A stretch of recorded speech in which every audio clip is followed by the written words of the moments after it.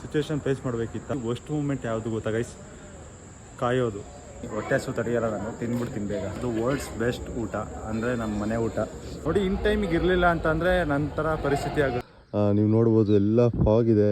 ತುಂಬ ದಿನ ಆದಮೇಲೆ ಡಿಪ್ಸ್ ಹೊಡಿತಾ ಇದ್ದೀನಿ. ಈ ವ್ಯಕ್ತಿ ಹೆಸರೇನು ಅಂತ ಗೊತ್ತಿದ್ರೆ ಕಮೆಂಟ್ ಮಾಡಿ ಗೈಸ್. ಡೇಸಲ್ಲಿ ಇಂಟರ್ನಲ್ಸ್ ಇದೆ, ರೋಡ್ ಏನಿದೆ ನನಗೆ ತುಂಬ ಇಷ್ಟ. ಗಾಲಿ ಧನಂಜಯ್ ಅವರು ಫ್ರಂಟ್ ಆಗಿ ಏನಾದ್ರು ಒಂದು ಮೂವಿ ಥೀಮ್ ನ ಡಿಸೈನ್ ಮಾಡಿರ್ತಾರೆ. ಎಲ್ಲರಿಗೂ ಒಳ್ಳೇದ್ ಮಾಡ್ಲಿ ಅಂತ ಕೇಳ್ಕೊಂತೀನಿ. Welcome back to my YouTube channel.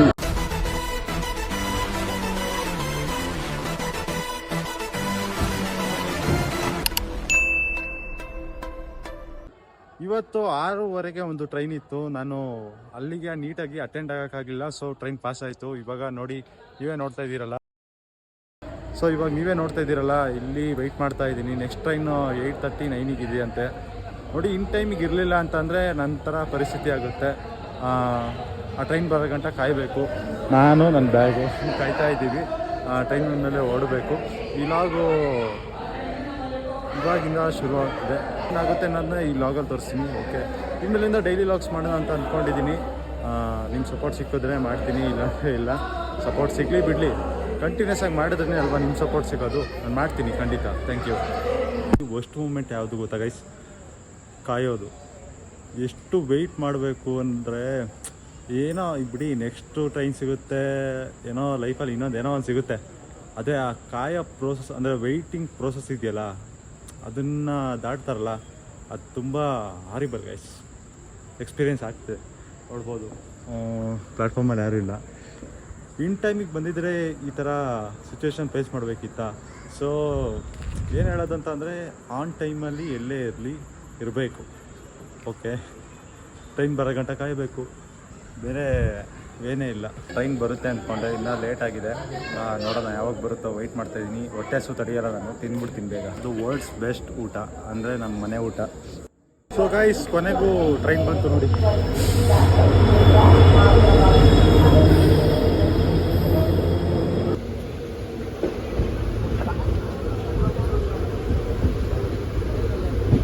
ಅಷ್ಟು ದೂರದಿಂದ ಟ್ರಾವೆಲ್ ಮಾಡಿಕೊಂಡು ಟಿಪ್ಟೂರಿಗೆ ತಲುಪಿದೆ. ನೋಡ್ಬೋದು. ಇವಾಗ ಸೀನ್ ಏನಂತ ಅಂದರೆ, ಟಿಪ್ಟೂರ್ ರೈಲ್ವೆ ಸ್ಟೇಷನಿಂದ ನಾನು ಇರೋ ಜಾಗ ಬಂದು 3 ಕಿಲೋಮೀಟ್ರ್ ಇದೆ. 3 ಕಿಲೋಮೀಟ್ರ್ ನಡ್ಕೊಂಡು ಹೋಗ್ಬೇಕು. ಈ ಲಾಗು ಬೆಳಗ್ಗೆನೂ ಕಂಟಿನ್ಯೂ ಆಗುತ್ತೆ ನೋಡಿ. Good morning. ಬೆಳಗ್ಗೆ ಆಗಿದೆ, ನೋಡ್ಬೋದು. ಇನ್ನೊಂದು ತೋರಿಸ್ಬೇಕು ಗೈಸ್ ನಿಮಗೆ. ಇಲ್ಲಿ ನೋಡಿ, ಇದು ಟಿಪ್ಟೂರಲ್ಲಿ ಇರೋ ರೂಮ್ ಮೇಡೆ ನೋಡಿ, ಎಲ್ಲ ಫುಲ್ಲು ಫಾಗಿದೆ. ನೀವು ನೋಡ್ಬೋದು, ಎಲ್ಲ ಫಾಗಿದೆ. ಇದೇ ವ್ಯೂ ನೋಡಿ, ಅಲ್ಲೆಲ್ಲ ಪೂರ್ತಿ ಫಾಗಿದೆ. ನೋಡಿ ಯಾವ ಥರ ವ್ಯೂ ಇದೆ. ಒಂದೊಳ್ಳೆ ಅಂದರೆ ನಂದಿ ಹಿಲ್ಸು ಸೈಡ್ ಹೋದಾಗ ಏನು ಫಾಗ್ ಇರುತ್ತೋ ಆ ಥರ ಫಾಗಿದೆ ನೋಡಿ. ನೀವು ನೋಡ್ಬೋದು. ಸೊ ಓಕೆ, ಮಾರ್ನಿಂಗ್ ರೂಟೀನ್ ಮಾಡೋಣ ಬನ್ನಿ. ಸೂರ್ಯ ನಮಸ್ಕಾರ, ಮೆಡಿಟೇಷನ್, ಒಂದು ಸ್ವಲ್ಪ ಹಂಗೆ ವರ್ಕೌಟು ಮಾಡೋಣ.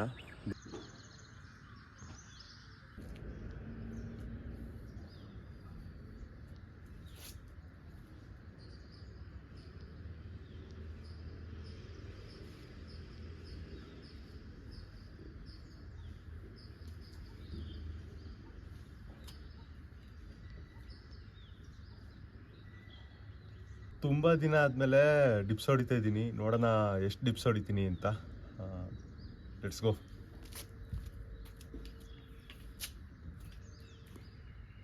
One, 2, 3.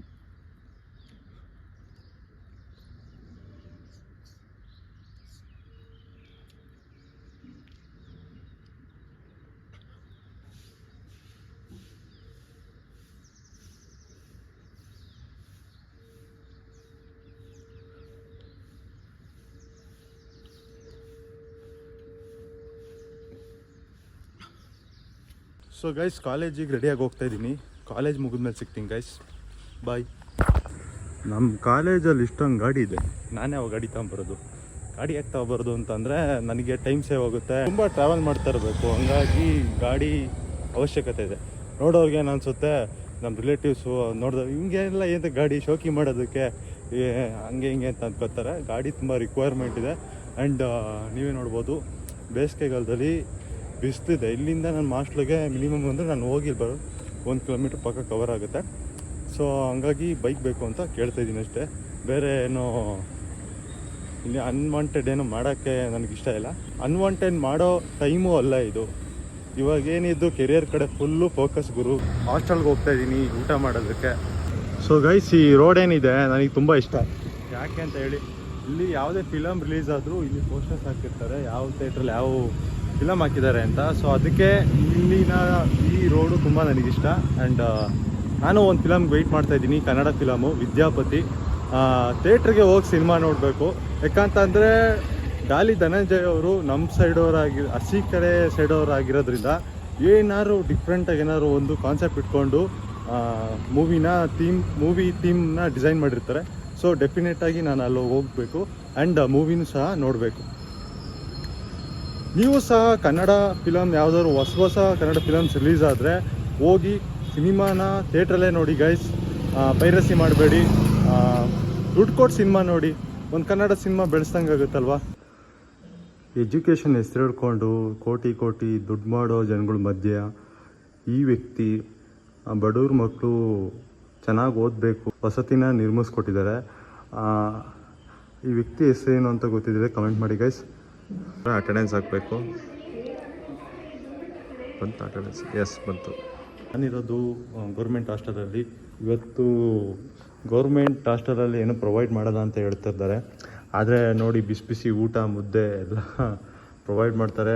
ಓದೋಕ್ಕೆ ಏನೇನು ಬೇಕು ಎಲ್ಲ ರೀತಿ ವಾತಾವರಣನ ಒದಗಿಸ್ಕೊಟ್ಟಿದ್ದಾರೆ. ಆ್ಯಂಡ್ ಕೆಲವರು ಓದ್ತಾರೆ, ಕೆಲವರು ಓದಲ್ಲ. ಓದೋದು ನಮ್ಮ ಕೈಲಿರುತ್ತೆ. ನಾವು ಓದಿದ್ರೆ ಚೆನ್ನಾಗಿ ಓದ್ಬೋದು ಅಷ್ಟೇ. ಬನ್ನಿ ಊಟ ಮಾಡೋದ್ಮೇಲೆ ಸಿಗ್ತೀನಿ ಗೈಸ್. ಹಾಸ್ಟೆಲಿಂದ ಊಟ ಮಾಡ್ಕೊಂಡು ಬಂದಿದ್ದೀನಿ. ಆ್ಯಂಡ್ ಏನಂತ ಅಂದರೆ 2 ಡೇಸಲ್ಲಿ ಇಂಟರ್ನಲ್ಸ್ ಇದೆ, ಪ್ರಿಪೇರ್ ಆಗಬೇಕು.